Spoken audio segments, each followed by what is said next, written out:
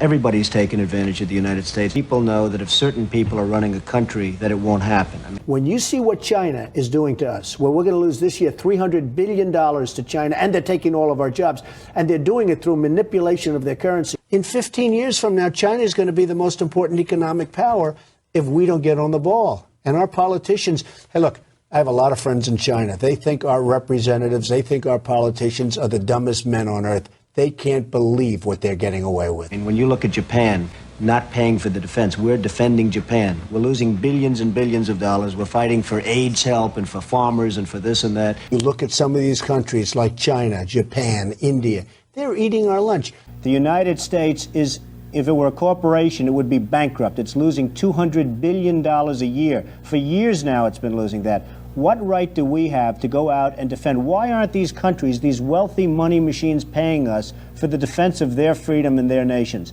Why aren't they paying us?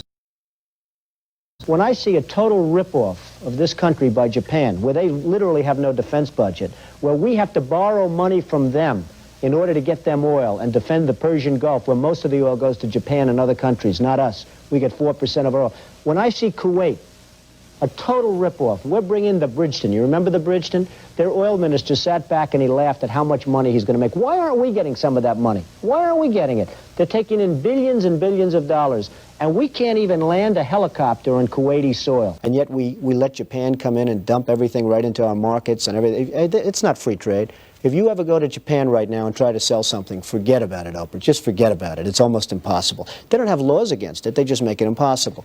They come over here, they sell their cars, their VCRs, they knock the hell out of our companies. The one word that nobody up on the panel has mentioned is the word depression. And I truly feel that this country right now is in a depression. It's not a recession.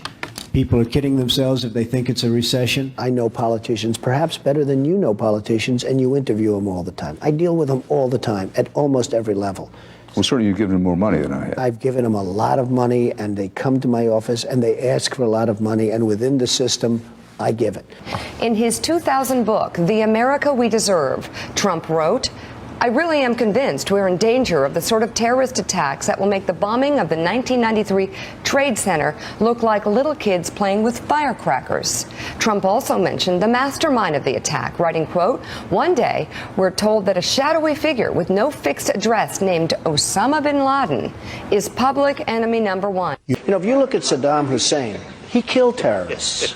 I'm not saying he was an angel, It's a check and but balance. this guy killed terrorists. Now Iraq is a breeding ground for terrorists. That's where everybody goes to learn all of the problems. Iran's not looking over their shoulder. And we have North Korea. We have all these problems, and we're boggled down in Iraq. Many millions of people that feel that this country is certainly not what it used to be, that's an understatement. But I understand the Chinese, and I deal with them all the time. Now, this is before they thought I might run for president. They consider our leaders extremely stupid people. They cannot believe what they get away with. And all you have to do is look at Michigan and look at Ohio and look at all of these places where so many of their jobs and their companies are just leaving. They're gone. And Hillary, I just ask you this. You've been doing this for 30 years. Why are you just thinking about these solutions right now? For 30 years you've been doing it, and now you're just starting to think of solutions. We will make America great again. I think people look at certain people, and maybe me, if I were in a position, this country, believe me, would not be ripped off like it is. You keep saying you're not running for office, but why don't you? This sounds like political presidential talk to me, and I know people have talked to you about whether or not you want to run. Would you ever? Probably not, but I do get tired of seeing the country ripped. They say a job like president requires a big ego. Now, do you think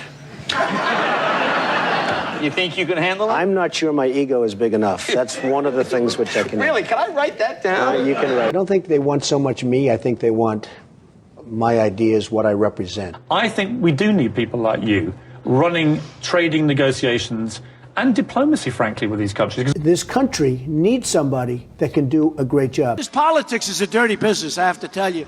And I've never seen people able to pivot like politicians.